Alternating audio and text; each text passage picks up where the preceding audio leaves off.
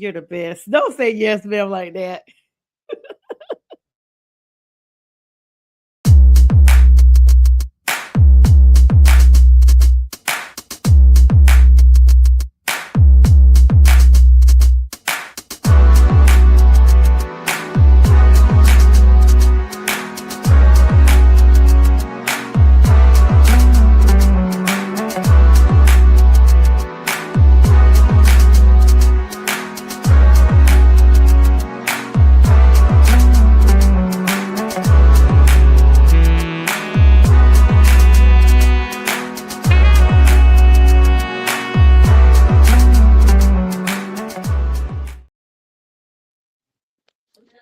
What's up, everybody? Happy Friday. Happy Friday.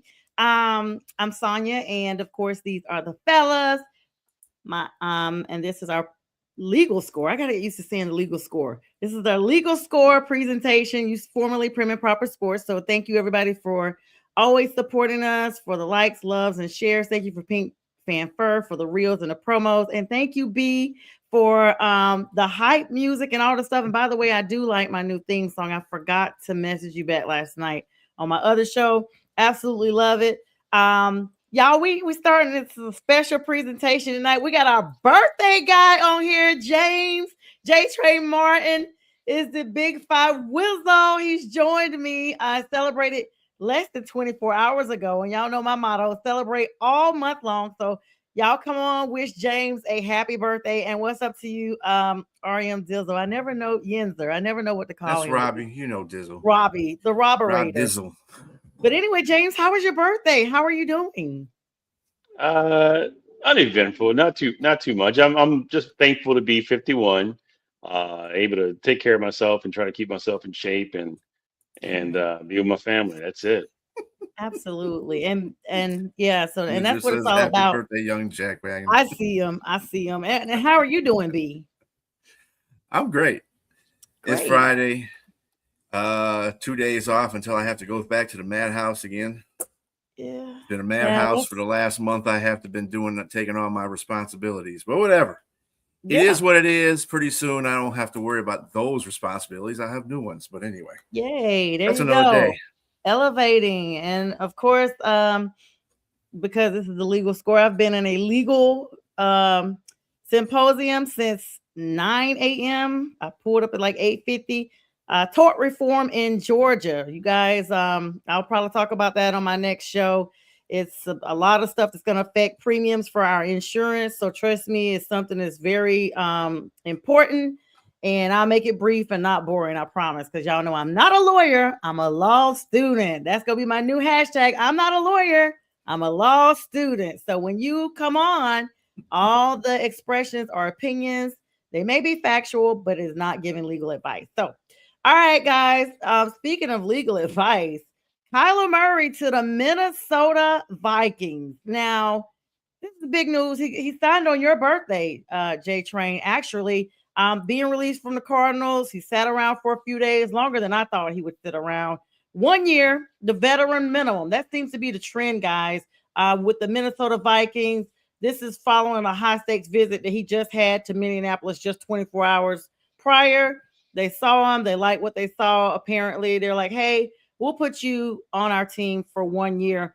And this is what I want to know, guys. I guess J.J. McCarthy's done, and Kirk Cousins is now rumored, if Aaron Rodgers retires, to be going to the Steelers as a starter. But if not, he will be a backup somewhere. So I know I added in a lot of factors, but the reason why I brought up Kirk Cousins is because I honestly thought Kirk would be going back to Minnesota. Take this one, birthday guy. Yeah, that's what I was like.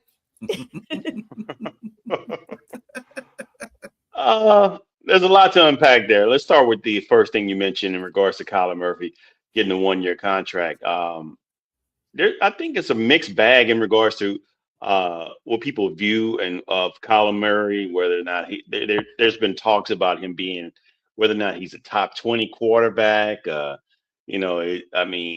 Is he injury prone? Yes, I think he is. I mean, you can look at Kyler Murray and say that he's 5'10". He's been a failed experiment in Arizona, but he's had some good years. So it wasn't like as if the whole thing was a failure.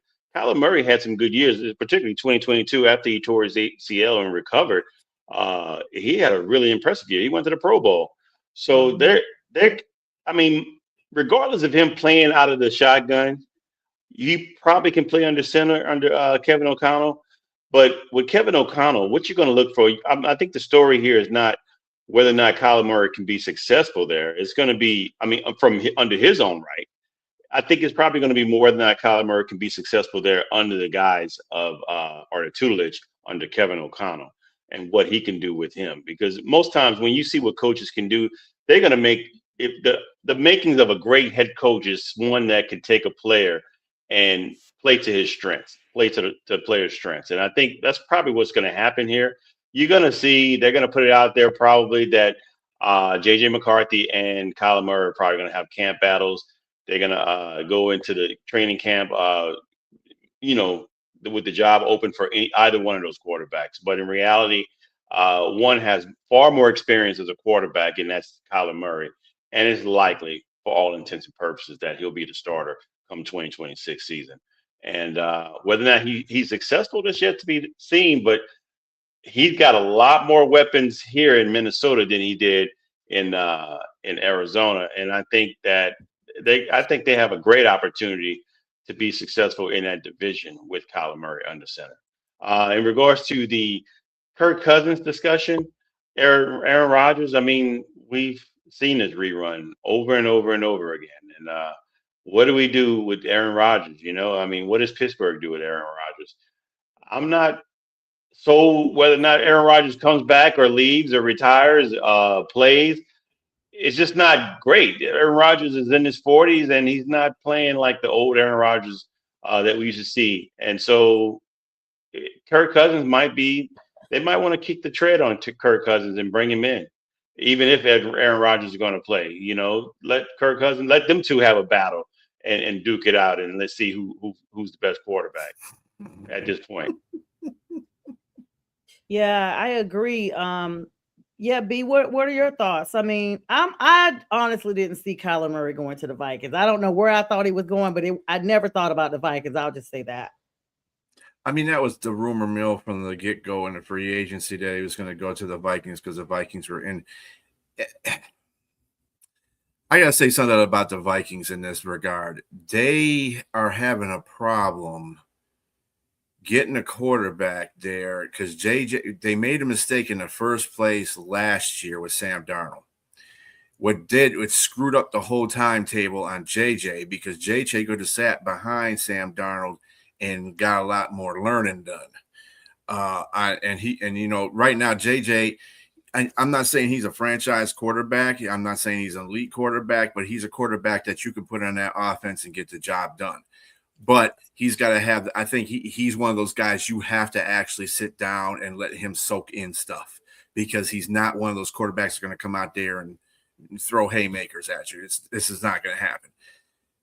Signing Murray with the league minimum is a good move, but at the same time, and they're talking about there's going to be a JJ and Kyler competition and camp. No, you're not going to. I think Minnesota's trying to put smoke and mirrors under it, but JJ is not going to start this year. It's going to be Kyler Murray because they want to see, and they gave him a 1-year deal, so it's a prove it deal really for Kyler. So there's no more Xbox he can be playing, no more Call of Duty he can be doing. So he's got to focus in on this team. And KOC is a very good coach when it comes to quarterbacks. I just don't think that Kyler Murray in this particular instance it can run KOC's offense efficiently because sometimes Kyler Murray likes to go off the grid and do things. And if you're playing under a system, a lot of coaches don't like that kind of stuff. So we'll see what happens. I'm not saying he's going to you don't know what's going to happen really. I mean, he does have weapons here. So I mean, he can feast or famine. But it's up to him. He's got to either learn a position and play under that offensive mindset, or he's just going to he's got his year. Bye-bye. Yeah. As far as Cousins is concerned. You know what? I'm sick of Pittsburgh. Pittsburgh's got to stop letting Rodgers dictate stuff. Dude, let me know what's going on. If you don't let me know by this date, F you. Bye. Because there's other people out there that I can get. Yeah. So really what they're doing is they're letting all these other quarterbacks pass through because they're waiting for this man. Man, I'm not going to be held ransom by a 40-year-old quarterback. I'm not doing it. Nope. I don't 42. Care who you is. What's your name? 42 now. Mm-hmm. So I'm just not doing it. And you know what? I'm with Rob. Just go throw in Will Howard. You know what I'm saying? I mean, Pittsburgh has done some pretty good things over in the free agency. I think they can survive a year with Will Howard on there. I think they can make Will Howard a better quarterback because they got McCarthy on there. And McCarthy's a good offensive coach. He's not a defensive coach like Tomlin was. So you might get something out of that. Don't know what, but, you know, I think anything's better than Rodgers at this point. Obviously, Rob. Yeah. Does. I mean, Kyler Murray is getting $1.3 million from the Vikings because the Cardinals still are paying him. So they got him for dirt cheap. The Cardinals are still paying him $36.8 million in guarantees. So he's going to get the money regardless. He was able to sign for a very low cap hit. You guys know it's a lot of teams right now having cap issues despite the cap being raised up to $301.2 million. And there's still a lot of teams that are over the salary cap. So this is a very light hit. There's another team we'll talk about here shortly that took a very light hit as well because another team is still paying that particular quarterback. Wow, tongue twister. But in addition, Kyler has a no tag clause. Because this deal included a no tag clause, this means the Vikings cannot put a franchise tag on him in 2027. And if he plays well, he will become an unrestricted free agent with massive leverage. So we'll see. I mean, he basically revealed in an introductory press conference that he had that he grew up a diehard Vikings fan. So this is what he wanted to do. He shared that he cried very real tears in 2009 when the Vikings lost the NFC Championship. And he even posted a picture of himself as a 7-year-old, y'all, in a Vikings jersey with the caption saying "Skol." So this is where he wants to be. So I'm happy for him.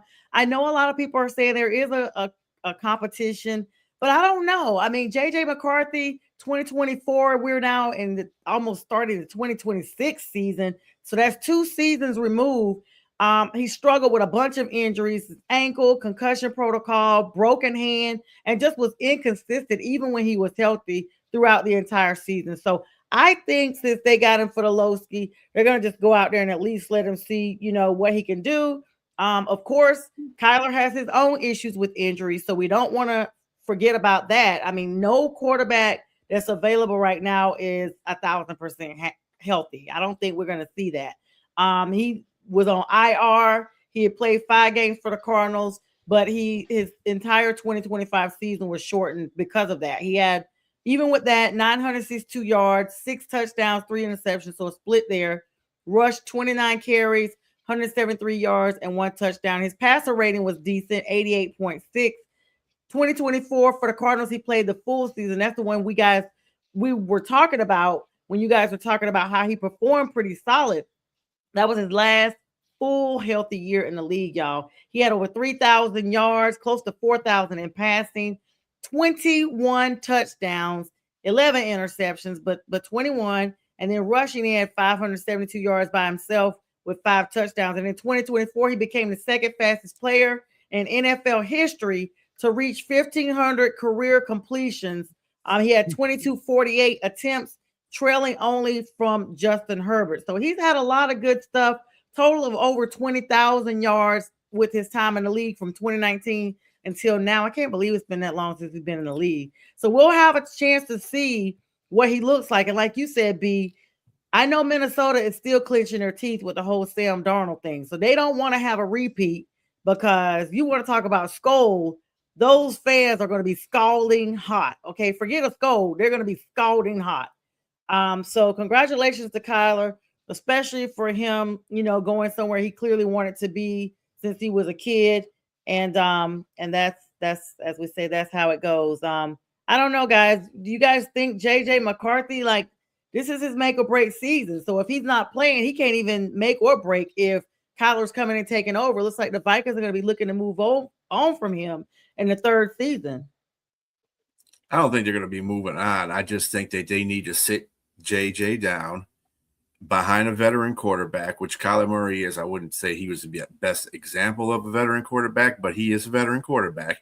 And learn some things. He needs to sit. He's one of those quarterbacks that come out of college. You got to sit down for a year or two and have him hold a clipboard and learn some things, because that's what kind of quarterback JJ McCarthy is. I don't think they're going to give up on him. That if they move all the way, they moved all the way up there, and of course the GM that's there that made that move is gone now. So I think what they're trying to do is right the ship. That's what they're just trying to do with the quarterback situation. I don't know, B. Yeah, that's about to say. They could have picked any other quarterback and put somebody as a bridge quarterback. You take a high profile guy like Kyler Murray and put him in a different situation and combine him with a coach like Kevin O'Connell, and he starts to build a relationship with Justin Jefferson. And there's already some rocky stuff online between JJ McCarthy and Justin Jefferson. So what if they have success? What if he and Justin Jefferson hit it off and you got a 1-2 tandem and you have Addison on the other side? Even though I think he's going to be suspended, isn't he? That was last year. No, that was last year. Okay, yes. Who knows? Maybe again. Dang.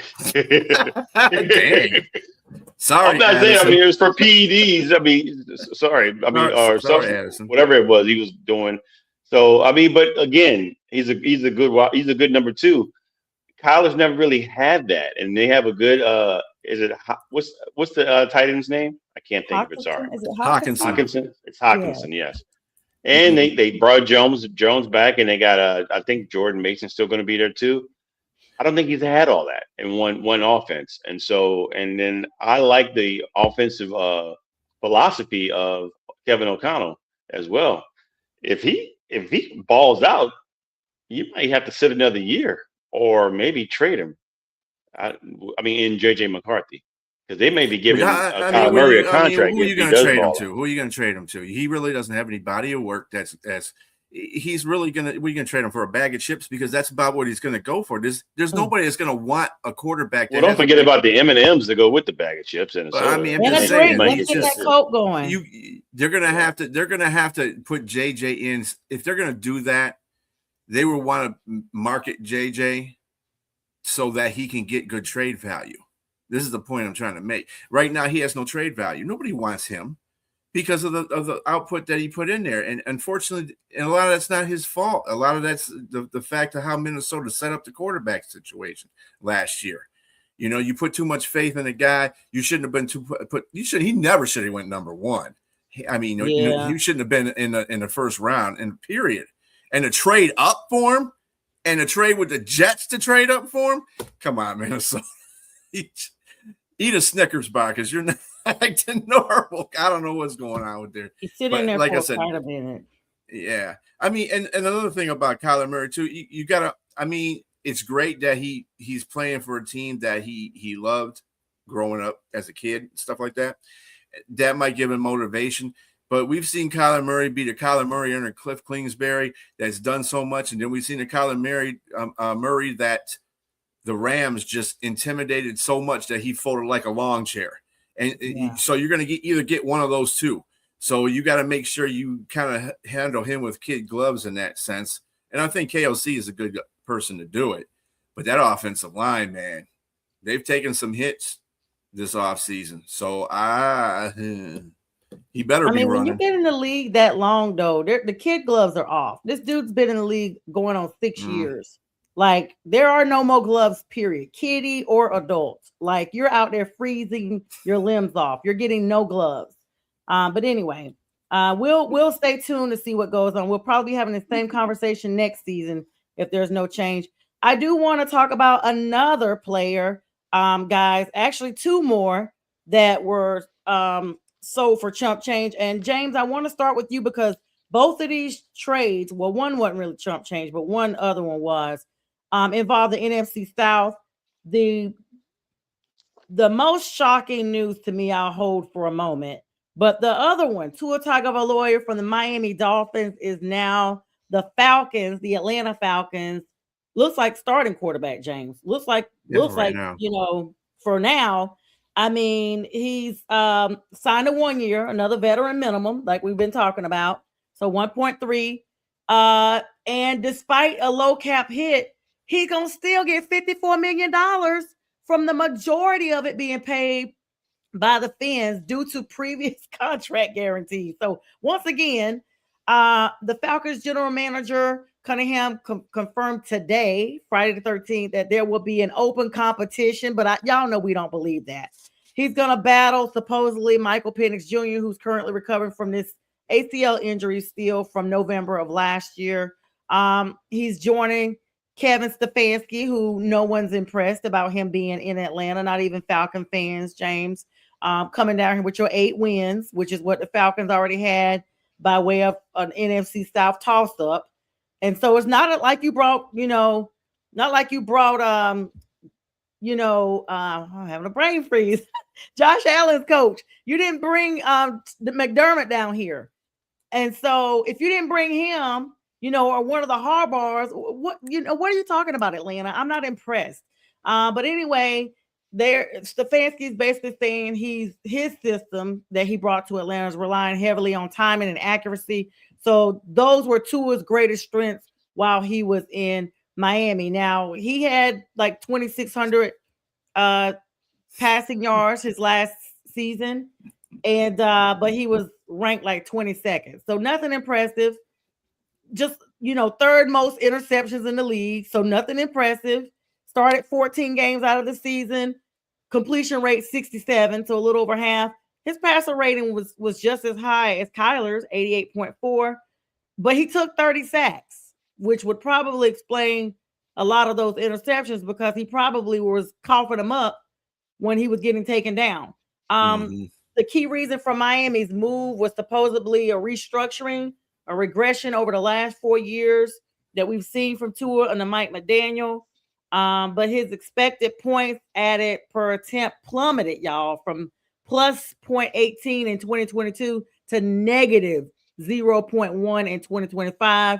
And his total yards per game went down from a peak 273 the previous season to only 190. So he's leaving South Beach as one of the most statistically significant quarterbacks in their franchise history, but he's not bringing a whole bunch to Atlanta. I mean, 18,000 yards. Is it enough, James? This is my point of saying that. You guys know I'll run through numbers all day because I just got my notes here. That's all. I don't know this stuff off the top of my head. Y'all know that. Everybody knows that. I'm not that good, but I bring my stuff in. Is it enough to even make a difference in Atlanta? Like, is it enough to make them different from where they were last season? Well, Sonia, you are correct. This is a mirroring image of the Minnesota slash Kyler Murray situation. I mean, they're getting him on the cheap. They're getting him straight out of Miami. He's already paid. I'm pretty sure he's comfortable with his money. But is he going to play and do well? That's the question. I mean, they got excuse me. Atlanta's got a whole new system right now. They got a new head coach in Stefanski, whom we can't forget, regardless of him being not doing so well in Cleveland. He still was head coach of the year twice within 6 years. So we can't forget that. And I think that you see the type of quarterback he wants by the one they drafted out of Oregon in Dylan Gabriel, someone who's there, like you said, the offense is predicated on short, timely passes and accurate passes, and Tua can do that. Tua can throw those intermediate throws. He can throw those little slants and different passes, get the ball out of his hand within a matter of 3 seconds. Now, mind you, he's taken some major hits. I mean, I think part of that was on him sometimes holding the ball too long. Part of it was his offensive line not doing so well. But he's taken hits and he's suffered concussions. So that's something that we got to look out for potentially, because Atlanta doesn't have the best offensive line. They have a relatively decent one, but they don't have the best at all. But with that being said, you got a new sheriff in town, Matt Ryan, former quarterback, MVP for the Atlanta Falcons, is now their president. And of course, you got Cunningham, like you said, as their GM. I think they're trying to do some things because at the end of the day, they are a talented offense. You got several first round draft picks on the offense alone. I mean, Bijan Robinson, the running back. I Oh mean, at yeah. some point he's going to need to get paid. He's there. You got Drake London. He's got a possessive receiver, a first round draft pick receiver that can catch the ball. So and he can catch them quick. And now they got rid of Darnell Mooney recently and let him go. I think there was a situation that was their best number 2 wide receiver there, but they brought Mhm. Zacchaeus back from Chicago, so that should Mhm. They probably also either got he's gonna. Johan Dotson too. Yes, and Johan Dotson. So these are possession receivers and a little speedy, quick Mhm. guys that can get in the mix as well and battle for number 2 and number 3. And then of course Kyle Pitts, who turned it on last season. We saw him do well, and so you got But he's a coach that can saying do some things with them. they've been saying something about Kyle maybe moving on. I just want to interject that for you. Yeah, I don't think so. I mean, I think right now they put him on the didn't they put him on the franchise tag? Franchise Yep. tag? Mm-hmm. Mm-hmm. Yeah, they're gonna And keep it- him. and the thing about that extra stuff that's going on with Atlanta's always had a decent offensive line as well, so I'm sure that's going to be a little bit more of a benefit for Tua, and the fact that he's got a little bit more weapons. Austin Hooper also signed with Atlanta, so Yep. their offense is looking a lot better. I'm with those kind of things though, you always have to question whatever quarterback is there, if it's if it's broken leg guy or if it's concussion guy. When you got to pick your mash unit type of dude. So that's the big thing. The chief is the help between the two. Penix has got to go out there and play and stay healthy. Tua's got to go out there and play and stay healthy. That's the key thing right there. I think, And also just the Yeah, go last ahead. comment I have about that is regarding Michael Penix. It's a competition. It's been put out there. There's going to be a competition, but Penix is. I don't know if he fits the system as the style quarterback that Yep. that Stefanski wants. So this might be Mhm. they might be saving face by stating that it's a competition, but in reality, they're going to put Tua in place until they either draft a Yep. quarterback this year or get one next year, or to have Tua if he bounces back and have really outstanding season. Because let's not forget, Tua threw for almost 5,000 yards one season.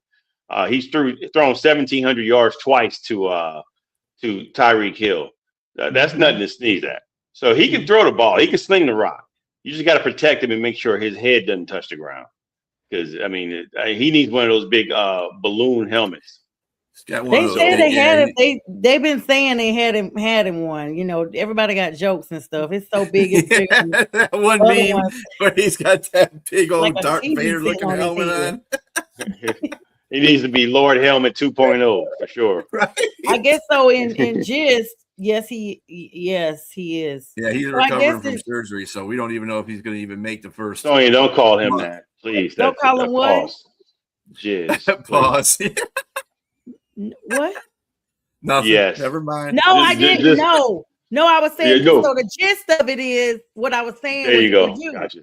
Yeah, you probably didn't hear me. So I was saying. So the gist of it is overall is we don't feel like Atlanta's going to be a threat. Cool. Well, yes. I mean, I hope not. The Saints took their linebacker that went there and thrived. They took him back and Caden Ellis and gave him a contract. So addition by subtraction from there. So hopefully we Don't push beat them that down drum, the ground. Robbie. Just don't beat that drum, buddy. Yeah, no, because She I will did. say it. It wasn't what you thought. Okay, this ain't that, and that Don't ain't beat this. that drum. All right. Don't So beat that drum. the next person, of course, I want to speak about keeping it in the South, and then we'll actually, you know what? This is going to be where I'm going to pause for a moment. B, you can go ahead and do our announcement for everyone. Alrighty, let's do that. We'll be right back, guys. Oh.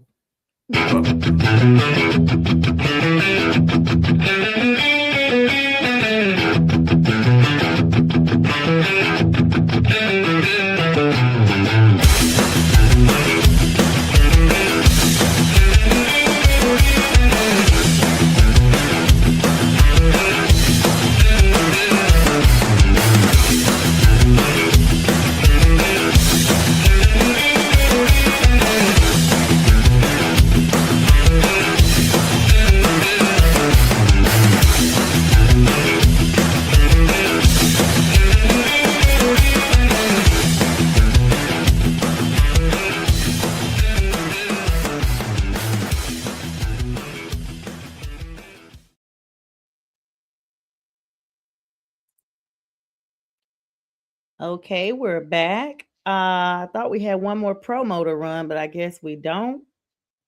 Mm-mm, See? mm-mm. Okay, so let I me have take to. this time Yeah. Go ahead and do that. Yeah. to acknowledge my niece, Pearson Jones. Thank you, everyone who has donated for her. She officially has her scholarship competition on Sunday. And you guys can go to my page and see where I've already shared that. Congratulations to her in advance. I know God's going to do it big for her. And blessings to all those ladies who are also competing with her. And kudos to her mom and dad, JT and Anissa, and to everybody who has been 10 toes down, as they say, with Pearson. And Pearson, if you're listening or you see this on a replay, you got this. And Sasha and Lawson are so very proud of you. And so thanks for letting me share that, guys. All right. So we're Go back. Pearson. Thank you, guys. Yes, ma'am. All right, so we're back with the second half.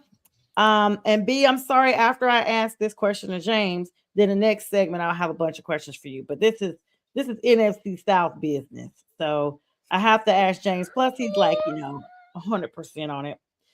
Another big trade that I did not see coming, and the first thing is I want to know if you saw this coming. Freaking Mike Evans goes from Tampa Bay to the Yay area. Thank you, Yenzer. I mean, 3 years, $60.4 million deal. So he's getting 20.1 million per year. And they're saying the motivation was it wasn't about money. Tampa Bay made a very aggressive offer to keep him, but Evans is now 32 years old, and he prioritized that he wants a win now team because he realizes, that he's not going to be able to play this game forever. And I don't know. When I saw that statement, that kind of was just like, whoa, like it was a telltale sign for me because I was like, it's one thing for him to say, okay, I'm just going to be here. They are devastated in Tampa Bay. Like he is the face Mm-hmm. of that franchise. He's been there 12 seasons. And so no one saw it. I remember when I first saw it, I was like, let me check this. This may be AI. I don't believe this. And of course, Adam Schefter, Shefty, if he said it's gospel, it's like the Bible, about the book of Sheft. And so it was there, and then it was everywhere. And then him to come out and make this statement, like, yeah, y'all, it's not even about the money. Even if they pay me less, I want to go somewhere I can win now. So my question is two-pronged. First, were you surprised about this change? And number two, that statement is so telling, James. I mean, we've seen Tampa Bay just continue to slide down the tandem here, in rankings and everything. And people have talked about it, but I thought this year would be their comeback year. At least they would try to give it a little more fight than they did last year. But then what does this mean for Tampa Bay? This dude is like your biggest player. He is bigger than the team itself in every single sense of the way. And so my second part of the question is, have we seen the last, is Tampa now back in the basement like they were in the, middle of the 2000s, where they belong?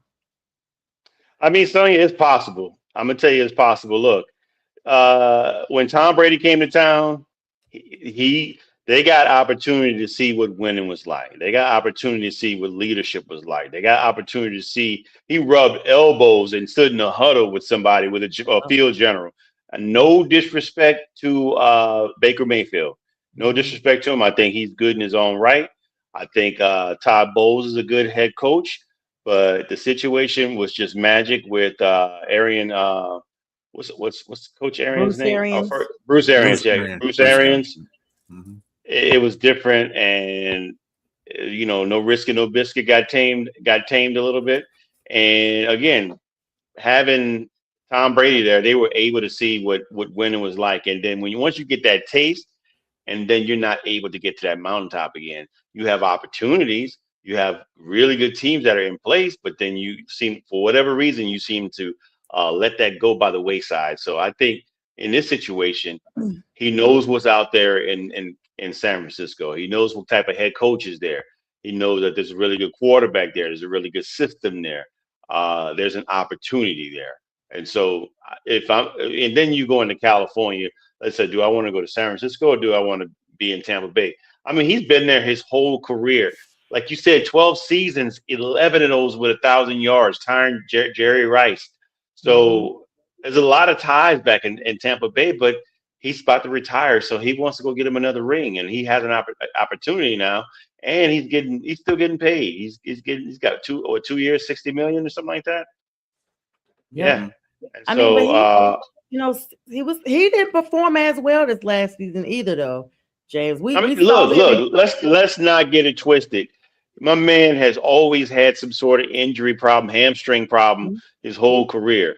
So you Mhm. take the good with the bad, but I think the good far outweighs the bad when you see what he Absolutely. can produce. So that's the biggest thing. And as a Saints fan, I hated this dude going up against our team because Mhm. he could play. Now, when we had the prime Marshawn Lattimore, he would shut him down. Marshawn was his father. He was his dad, his adopted father. He was just owning him and telling him, son, stay down. But outside of him, he would dominate. And I again, I hated seeing him going down because if you believe it or not, he ran a 4.6, a 4.56 or something like that in the 40 when his combine when he I started. believe it. So you wouldn't think he's He was he that would shut you he's not down. that he's just a great player though, and I have mad respect for him. So I hope he goes out there and have success, but not as much success to where the Saints aren't doing anything. But just I mean, look, Saints lost a couple of their diehard players too. Demario Davis is with the Jets. He didn't want to go to the Jets to win. He wanted to go to the Jets to get his paycheck, his last paycheck, his Mhm. retirement check, so he could be done and pay that dollar. I'm gonna get paid $1 with the Saints and retire a Saint. But that being said, kudos to Mike. To what's my man? Mike What's his last Evans. name? Mike. I couldn't even think. Oh, good times. Yeah, sorry about that. That Mike Evans. Oh, like yeah, like I mean, B is right. He was 44-32 as a starter, over 18,000. Excuse me, that is incorrect. My bad. I'm thinking about the wrong Florida person. That's Uh symposium. Mike Evans. I'm thinking about two. Um Mike Evans had over 13,000 total career yards. It was a franchise record, 866 career receptions, also a franchise record. And then another franchise record for touchdowns, 108. Like he set so many records and he was dominant in 10 playoff games for the Bucks. He recorded 52 catches for 801 yards and 6 touchdowns. He is one of only 10 players in the NFL history, like completely, to have over 13,000 yards and 100 touchdowns, joining a list that includes, of course, Jerry Rice, Randy Moss, and Larry Fitzgerald. And we just All of whom are in the Hall of Fame, so you know where he's going. every one of them. So we know no matter what happens in San Fran B, this dude is definitely first ballot Hall of Famer now. But we saw him battle these injuries, and that's when we saw the difference in his play. 8 games played last season, 30 receptions, only 368 yards, averaging 12.3 yards per catch, 3 touchdowns. His longest catch was 45 yards. Baker's in trouble. Baker is in trouble. Like, that's your right hand man. That's your Robin to Batman. I mean, don't you agree, B? Um, I think for legacy purposes, it's a blow to Tampa Bay, but as people say in Hollywood, the show must go on, and they do have good receivers out there. You got to remember, Ecubon, if he would have got his stuff together, he lit up the scoreboard in the beginning of the season, and he kind of faded down the stretch. And I think that was to the point that a lot of that responsibility was coming on because Godwin was hurt. They had injuries within the receiving core itself the whole season. But Tampa Bay still has a productive offensive line. They still have Baker Mayfield. They still have Godwin. As long as everybody comes back healthy, they should be still formidable and still have a pretty decent defense. I don't know if they're going to win that division now. I don't think it has nothing to do with Mike Evans, though. I think it just has to do with just the team itself is kind of like sliding a little bit down, and it's sometimes time catches up with the team. As far as him going to San Francisco on a 3-year, $60 million, if he's going there to think he's going to win, he might have picked a bad time to do that, because I know, last year 49ers showed flashes, even though they had a lot of injured people on there and because of the coach. But the Rams, they beat the dog out of them. The Rams are just they have upped their game over the off season. They have upped their game. Where I think Seattle may not, people want to see Seattle repeat as a Super Bowl champion. It's not going to happen. It's rare when teams do that. But I think LA is going to be the team to beat in that division in the NFC period, because they've upped their game. So getting there right now, we'll see. I mean, everything's wait and see with all these moves that are being made in the offseason. But I mean, if that's what he want to do. I mean, he's a veteran. He wants to make that decision. He thought he could win better if he was at San Francisco. He is the best person to make that decision because he sees what's going on in Tampa Bay. He has front row seats to that. So if he feels that team isn't on that precipice of getting, better, then that's probably the reason why he made the decision he did. He's probably saying, yeah, Tampa Bay is kind of sliding. Let me go somewhere where it's an up and coming team, and San Francisco is that. So, yeah, I mean, but I agree with you. They got beat so bad by the Rams. I'd be like, hot D the Rams, just gotta make it rhyme or whatever. Like, hot am the Rams, But I can't stand the Rams. They are my newest team that I literally despise. Y'all know, y'all call me the petty sports lady. Pink was saying on the pretty sports lady, I am petty. I'm gonna be petty all year. And I am going to continue to talk trash because we are still the kings of the South. And I don't care how we got there. We still wearing the crown. Y'all can call me Game of Thrones at this point because they took folks out and stole crowns left and right, whatever they had to do to stay at the top. And that's what my Panthers are doing. But I will say this, and I don't know why he would pick San Francisco. Honestly, like, they've been decent. But I don't know if they're in the win now mentality. Like, I get that they were injured really bad because of the game. I just don't see them in a win now. I think they need like a little, they just need, I don't know what they need. Maybe Mike Evans is what they need. Because he's taking he'll be taking the place of Brandon Ayuk, who went to Washington, by the way, if anybody didn't know that. We never even heard him. We didn't know where the heck he was. I was like, he might be in the Canadian League. I was just about to like, this dude just doesn't. No, Washington signed him. But they're going to be without their tight end for a while. So let's not forget that. Yeah, Kittle. Yep. So, I mean, but San Francisco's done good with injuries in their past anyway. I mean, they still got CMC in the backfield. They should be fine. Their offensive line is good, except maybe Trent Williams, and they're having problems with signing him. But other than that, I think their defense is just as good. Greenlaw came back to them, by the way. Dre Greenlaw is back with San Francisco. So, I mean, San Francisco is not a bad team at all. That's probably one of the better divisions in the NFC right now, in all of football, really. So, I think his timing they are without Robert Saleh, though. So, defensively. Yeah, that's true, too. Yeah, this will be a new challenge.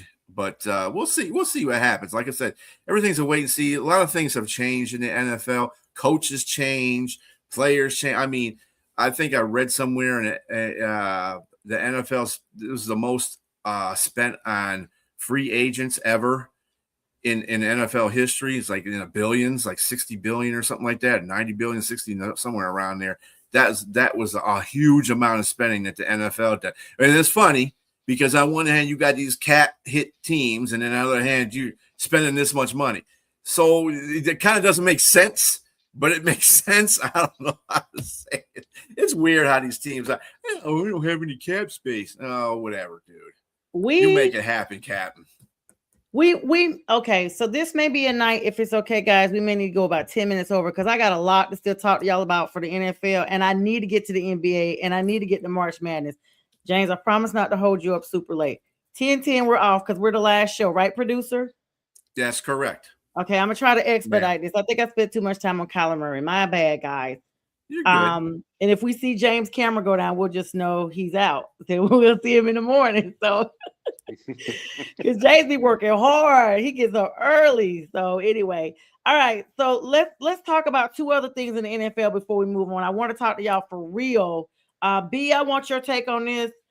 First of all, Yes, Greenlaw is returning from Denver back to the 49ers. He signed a 1-year deal. This just seems to be the magic number.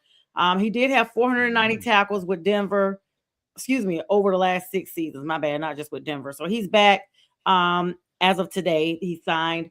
And the Cowboys are trading Oso Odigwahizua, I know I'm saying that wrong, to the 49ers for a 3rd-round pick and a move that's designed to clear up some cap space for them. We know the domino effect, but I don't think you guys have been on with me since the whole Trey Hendrickson move to Baltimore after the Max Crosby signing fell through. I mean, Baltimore actually shocked everybody. And James, I remember you putting in a group chat, should they be held for this? Because first of all, y'all were talking all this talk before the tampering time frame actually was lifted. So you really shouldn't have been sending stuff around Sunday and Monday because it wasn't cleared until March 11th, which was Wednesday. And so this was all this, this person going here, this person going here. So just stay tuned. The NFL is probably going to have fines because they sure fined the Falcons later on after finding about some intermeddlings with Kirk Cousins a couple of seasons ago. But the Ravens have stunned the entire AFC North by signing the former Bengals Pro Bowl pass rusher to a 4-year, $112 million contract. Immediately after they tried to get Max Crosby and it fell through, leaving Baltimore now desperate for that edge presence. So they heard and snatched up Trey. And what were you guys' thoughts on that and the whole Max Crosby? I'll just let you guys talk about that amongst yourselves, and then we'll plug to the next one, and then we'll go over to the NBA. Go ahead, James. Well, did she ask you first, sir? I did, because I also want to talk about. Okay. Yeah, I did. Well, first of all, there is a tampering period now. The NFL has a free tampering area now, which is ridiculous because it really doesn't make it. It's just weird. Anyway, NFL is just weird. Goodell is just weird.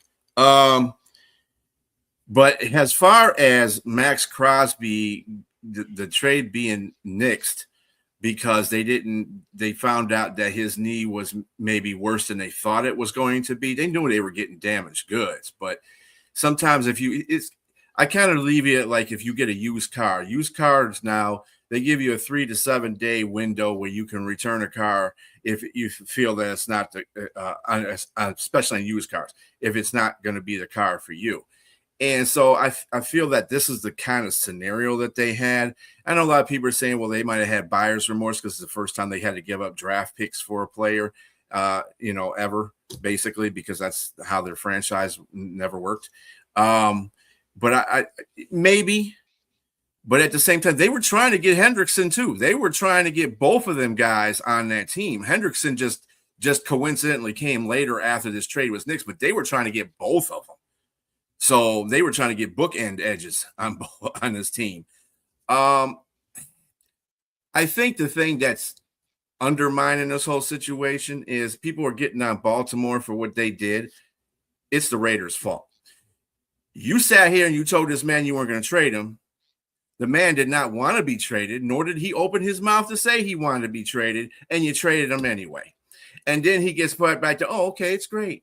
So, I mean, who's the real villain in this whole situation? I think it's the Raiders. You don't sit there and play with the man's emotions like that. He's a Raider for life. And you just sitting there trading him back and forth and, hey, yeah, okay, I guess you can come play now. Oh, well, thank you for, throwing me out there in the first place. I mean, I would feel some kind of way if I was Max, but, Max is, like I said, he's a freaking Raider for life. So he let bygones be bygones. He said he's going to be 200% ready to play when the season comes. I hope the best for that guy because I hope he comes out and the Raiders actually did good things on the offseason. They got him a defense. So now they practically got him a whole new linebacking core. So, I mean, he's in a perfect position now. Yeah. I don't think that the Raiders are the bad guys here. It's not like they sent them to a team that was like in destitute. They were sending it to a team that had success in the past. Unfortunately, last year they didn't have any success there, but they still have a lot of components and great players in place, including Lamar Jackson. If you have Lamar Jackson you have an excellent chance to win.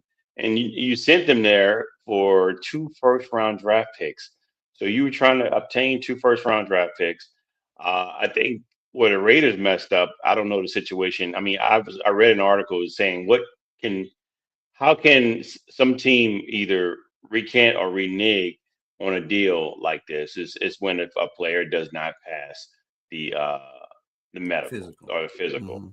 Mm-hmm. We saw it with the Lakers when they tried to get that guy, the guy from Carolina, the 7 foot guy, and they sent them back and got their first round Mm-hmm. draft pick back. But I thought that was kind of weird. But I mean, when you're doing these medicals, if this tampering period, you, I guess you got to look at it from a situation where every team has their own medical team. They all look at things differently. Like, okay, like you said, which I agree with you, B, in regards to yes, we all knew that the knee had some problems there. But then once you get it under your watch and you're looking at MRIs, you're looking at X-rays, and you're thinking, okay, yeah, we can't give this guy a 3 or 4 year contract because we don't know if this knee's going to hold up during that Mhm. period. And Mm-hmm. so, with that being said, you have buyer's remorse, and I think the GM coming out for Baltimore saying that they wanted both players is total BS.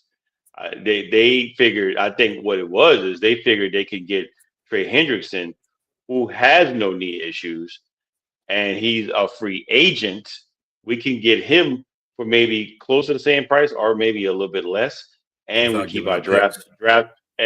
draft pack capital. I mean, you can And look at it that so way. yeah, I think that's probably what they did. And with that being said, it's within the confines. I mean, it might be a dirtbag thing to do, but it's legal. It's within the rules of the game, and so they're allowed to do that. And so it's just what it is. I wouldn't really call. I wouldn't call it a Because dirtbag thing. I It's just kind of think it is because the other team.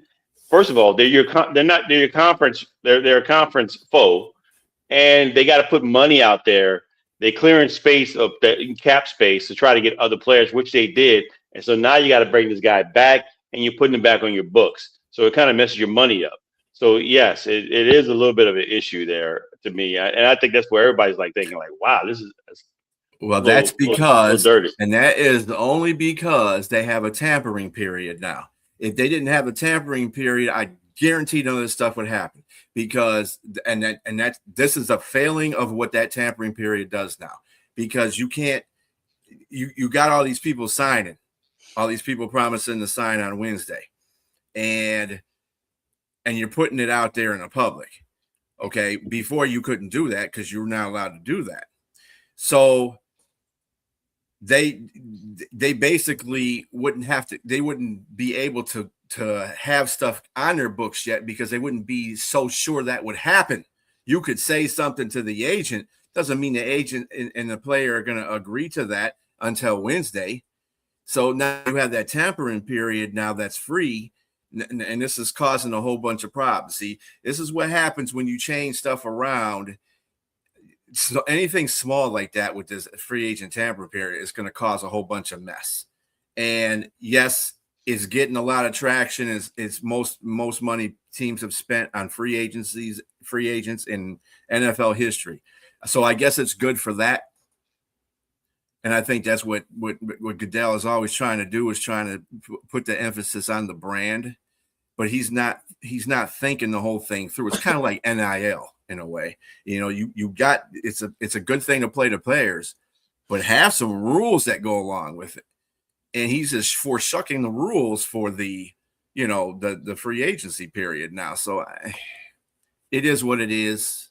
Everybody's happy now. I mean, the Raiders had enough cap space in the first place. They were like one of the top teams with the top cap. So they were saying the 30 million, as people were saying, oh yeah, the 30 million, man. They probably could have, it was just double money.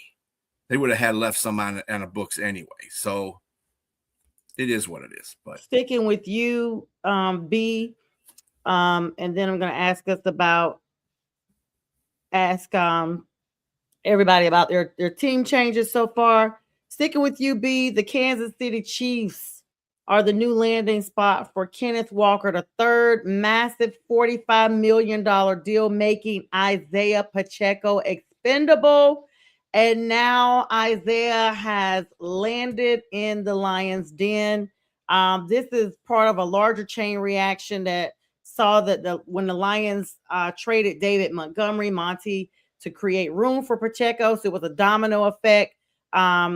Basically, Pacheco only has that 1 year deal. Like, what the heck is going on? Like, it's like you got to show and prove, but we know it's because he had that MCL sprain. I don't know how severe that injury is or what the timeline is for recovery, but this is perhaps the reason why it's one year. They did give him a little more than the standard 1.3 million. They're going to give him 1.81 million, and it's fully guaranteed. So even if he goes down, he's going to collect this money at home. Of course, Montgomery has gone to the Texans, and he was traded for offensive lineman Juice Scruggs and 2 draft picks. I mean, I hope Scruggs doesn't equivalate the word for scrubs later on. I hope we're not doing a I knew pun. you were going to say that. Yeah, I'm just like Scruggs or scrubs. Scrub. The Lions immediately are pivoting to Pacheco to serve as the thunder to the lightning of Jahmyr Gibbs.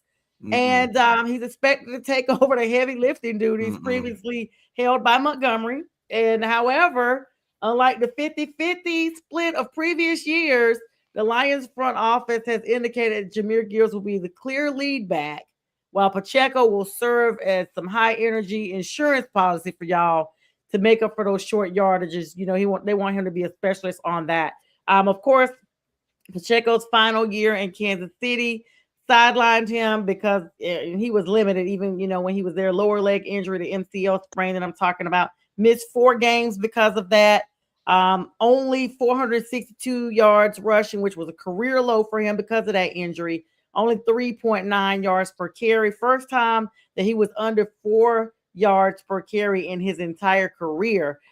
Significantly lower rushing touchdowns. He had 7 in 2023, only 1 the entire season with Kansas City, and 19 receptions, 101 yards, 1 touchdown through the air. But he had his longest run, only 16 yards, was his longest run last season, ranked number 47 in running backs in the league. So, lot to unpack there. Well, it's not very much to unpack. He was an injured player last year. The Lions like signing former injured players all the time. I don't know what Brad Holmes is doing up there with that Pack thing. it up from the hospital. That's He's not. what they're doing. I'm not understanding that whole concept. I have on my One Ass Cheek Three Toes show, we got a new person added onto the show, by the way. But Nate is always the Kool-Aid person on the show. Okay, it's a good sign. You should never trade Montgomery, and I'm not going to get into the whole Montgomery thing because then I'll be going on a rant, and then we'll be way past when we're supposed to be off, and James will be falling out sleeping somewhere, and I don't want to do that. But they, as far as the Lions are concerned, that's a fine. That's an okay signing. I'll deal with that. I got no choice. The trade that they got from Houston, if they make the draft picks work, is fine. I'm not so sure about the offensive lineman. He played on Houston's offensive line, and he's a starter. And he was 31 out of 32 in starters. So that tells you a lot right there. But I did like, we're going to go into the whole situation. How about the Lions signing people? Teddy Two Gloves Bridgewater has signed back with the Lions, which is great. I love that signing. Yeah, he'll be fine. Tight end Tyler Conklin also is signed with the Lions. That's a pretty good pickup as well, with the Laporta situation kind of iffy. Cade Mays from your Panthers, by the way, I thought that was a pretty fair signing. It's okay. Yeah, we're done with him. Well, he was a younger player than the center you have now. But anyway, Larry Borum from the Dolphins, that I got to see. We did get 2 corners, of course, with the Rams signing. What's his face? what's the guy from Kansas that just got Kansas City? Trent McDuffie. McDuffie. Yeah. They had to let go of a corner, and they let go of Roger McQuarrie. He was a pretty good corner on their team, but they had to let somebody go, obviously, by attrition. And we also got Christian Izine from the Buccaneers. He's just a guy. He's probably going to be a backup. But as far as the signings and stuff for the Lions, I mean, they're doing a good. I think they've regressed in a lot of fields because they let go a lot of players that were, players that did contribute to the team. Anzalone is playing for Tampa Bay right now, as I believe. Yeah, he's playing for Tampa Bay. Of course, Montgomery got traded. Muhammad, which was our 11.5 sack guy last year, he went to a different team. We don't know what's going on with our safeties because Brian Branch probably won't be back until November. And Kirby nobody knows what's going on with his knee. We don't even know if he's going to start the season. So we got 2 of our starting safeties that might even be playing in week 1. Our linebacking core still needs it. We got so many holes on this team right now. It's not even funny. I think we're regressing, to tell you the truth. You lost Anzalone, right? Yep. Yep. We lost Anzalone, and we lost Khalif Raymond, which was our kicker extraordinaire and our third down receiver as well. We lost him to Chicago, of course, because Ben Johnson is petty like Dan Campbell is. So, and then we lost. Well, Graham is now lost. They should have got rid of him in the first place. But they let Decker go as well. Those are 2 offensive guys, line guys. So we had to replace them. Decker probably be a little harder to replace. Graham should not be. That would be what Cade came in there for, to replace him. So I don't know. Well, we wish you luck with that. Lots going on in Detroit. James, I'm going to give you the heads up because you guys really are trying to scare the NFC South. Big signing. Returning home. None other than Travis Etienne Jr., the running back, 4-year, $52 million contract, $13 million AAV and $28 million guaranteed. He's from Louisiana, Jennings High School, went to the Jags, been down there, very productive with them. And his final year, over 1,000 yards with Jacksonville, helped lead them to the wild card playoff berth. He's now joining Alvin Kamara, who recently restructured his contract to make sure, James, that they had the money to bring in a dual threat backfield. Then, of course, David Edwards, $61 million. Y'all got money down there in the NO. $45 million guaranteed. Edwards was signed in the opening hour of free agency. Soon as the clock struck 12, he was there to fix the porous left side of the line. So that's going to strengthen that. Comes from Buffalo, where he started 91% of snaps in last season. Noah Fant, God, dog, 2 years, $8.75 million contract, $4.5 million guaranteed. Fant's bringing that veteran stability from the league to the tight end room after a season in Cincy, where he served as a preliminary short yardage target. And then y'all's defensive and special teams homecoming, Caden Ellis. Golly, I'm done. I can't even talk about Ryan Wright, John Ridgway. You know what? Only now, just to use your terms, James, did I realize what it sounds like, because I've been seeing the stuff all week, and now I'm saying it. I see like James has this grit. They're coming. Smile. You know how the grit starts slowly smiling, and then it's a really big smile. It's like with every name, it got bigger, and now I'm just like, wow, man, pull up, pull up in the South. Like, you're a mean one. Happy. Mr. It's by the way, it's Etienne. It's not Etienne. And I was gonna say, that boy back home now. He's Creole. That's a Creole version of his name. Etienne. So they're gonna get it right now. It's not Etienne. It's Etienne. You know, I had his brother for a little bit. Nobody corrected him. It's like Etienne, but they said, but I guess it's shortened because it's Creole. Yeah, but now they're gonna get it right since he's back home. Now they're gonna get it right. Yeah, he said most people down there in New Orleans are going to actually pronounce it right, but the people in the media have been saying it already, like already, Etienne, Etienne, That's Etienne. shame. Mm-hmm.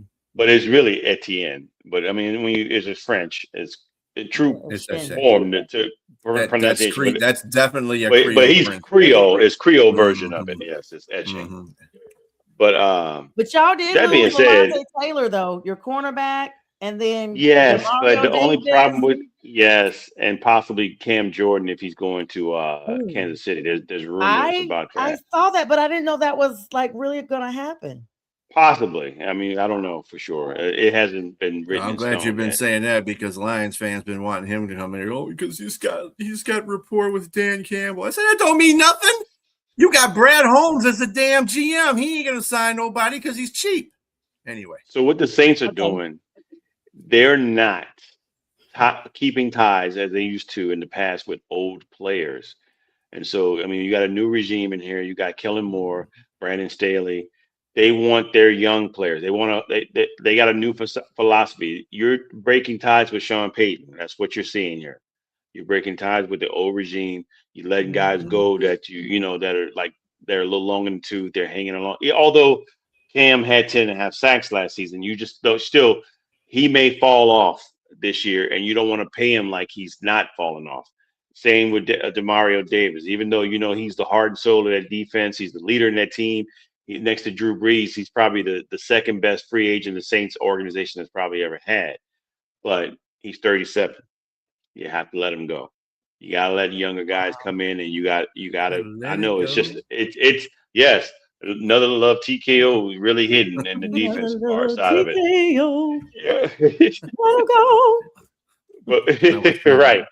With that said, we all getting tired singing. But Yes, with that said, Hagen and going on. I think that I like the way things are going. The David Edwards is a truly underrated signing. Is probably they knew they wanted him and they gave him the money immediately. That's why it didn't take any time to get him in there.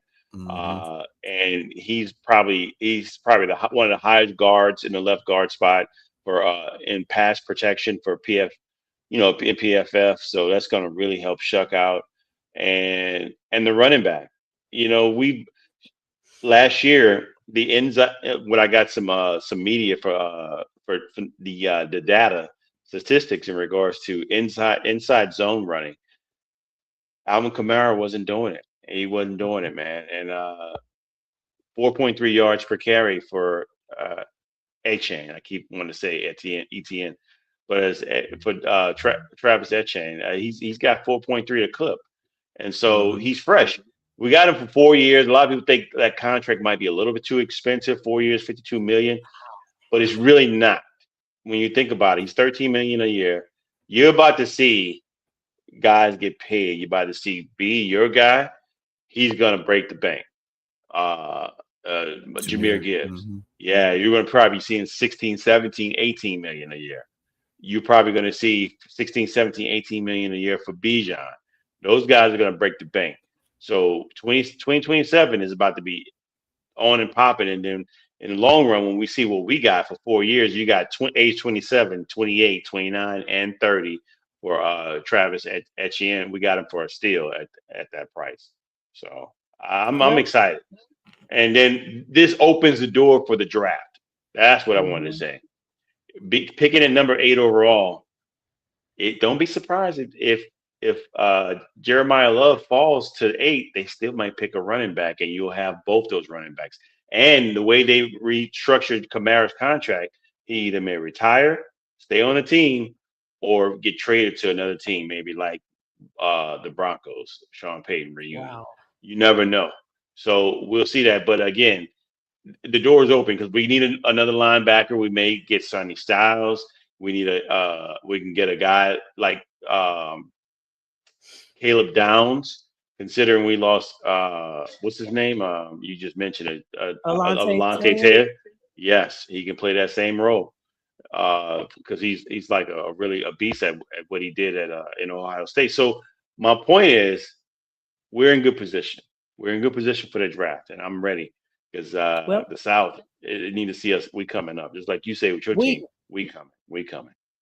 Absolutely. We come in and let me close it out with for the NFL statement with my Panthers. Okay, I saved it. Biggest splash by any team was made by the Carolina Panthers for the top edge rusher and top inside linebacker on the market within the same 48-hour window. The reason why is it's a massive 4-year, $120 million deal for Jalen Phillips out of Philadelphia. $80 million guaranteed. Nobody else has got that kind of money this week. Nobody. This is the largest contract ever in NFL history given to a free agent edge rusher. Panthers got the big bucks, okay? Phillips recorded 63 pressures in 2025, more than twice of any total Panthers player, y'all. So we needed him. He is expected to fix the defense that had league lows 8.7 pressures last season. He was traded to Miami, then to Philadelphia midseason. Then he proved to be healthy and definitely, accentuated that team in pressures by week 9. Then we got Devin Lloyd, another big contract. 3 years, I think that was your $45 biggest million. signing. $45 million with 25 guaranteed. Lloyd chose Carolina himself over the Saints and the Bengals, who was beating down his door, who had been beating down his door since Monday night, March 9th. This ain't something I'm saying. This is what folks are saying. They was wanting this dude. He said, I'm going to Charlotte. And so he will be serving as our green dot signal caller to Ejiro Evero's defense and bringing an all-pro pedigree to the middle of the field. Of course, this works on our offensive depth and homecoming. John Mechie III, Bryce's right hand, is reunited. Them Alabama boys are back. 1-year deal on March 11th. Wide receiver, because y'all know Xavier Legette is not looking that good. Let's be clear. Mechie was his college teammate in Alabama. In his last season, he combined 29 catches, 256 yards, 2 touchdowns, while splitting time between the Jets and the Eagles. He's going to also provide value as a great kick returner because he had 120 return yards in 2025. Then, as if we didn't need a couple more folks, we got Kenny Pickett as a backup quarterback. 1-year deal. We didn't give him the $1.3 million base that everybody else is getting. We gave this ninja $7.5 million with $4 million guaranteed. That means Andy Dalton is probably going to be getting out of the door really soon, because now that we have him in, the Red Rifle can take his gun cases out and hang them up because he's probably done. He's going to replace him. He was released to save $5.8 million. So, correction, Andy's gone. He was the primary backup to Bryce. And Pickett spent 2025 as a backup in Vegas. Then we got Luke Fortner, the center, 1-year deal. We're not giving 1.3. We got money in Carolina. Everybody else getting 1.3. This ninja got 4.75 just to come in and replace Mays. Then to wrap it up, we're giving a $2 million one-year deal to Stone Forsythe, offensive tackle. Death. And while Ikwanu recovers from that torn patella tendon that he had, retaining our core and everything else, even though we lost some people, we re-signed LeBrian Ray. We re-signed Akalib Evans, Robert Rochelle, David Moore. And then as of today, we have officially re-signed linebacker Claudin Chirilas, who was the key special teams contributor and the emergency starter that we had in 2025. And we released Ashawn Robinson, God bless you, in a move that cleared $12.5 million so we could spend it on Phillips and Lloyd signing. And offensive tackle Josh Nijman officially announced his retirement on yesterday from the Panthers after 2 seasons. So the South, as T.I. say and everybody say, got something to say. The South is where it's at. I'm extremely happy. Gonna run through some little basketball news real quick, and then we're gonna hop off here because we're literally like flying at this point. So I'll ask you guys your feedback while I'm pulling that up. Any feedback on the Panthers? You know what we bring in, James? B, what y'all got to say? I think you overpaid for Jalen Phillips, but you're gonna do that in free agency anyway. He wasn't worth that much money to me. I like the Devin Lloyd selection. The Devin Lloyd one was the thing. I think I was most impressed with Carolina grabbing was Devin Lloyd.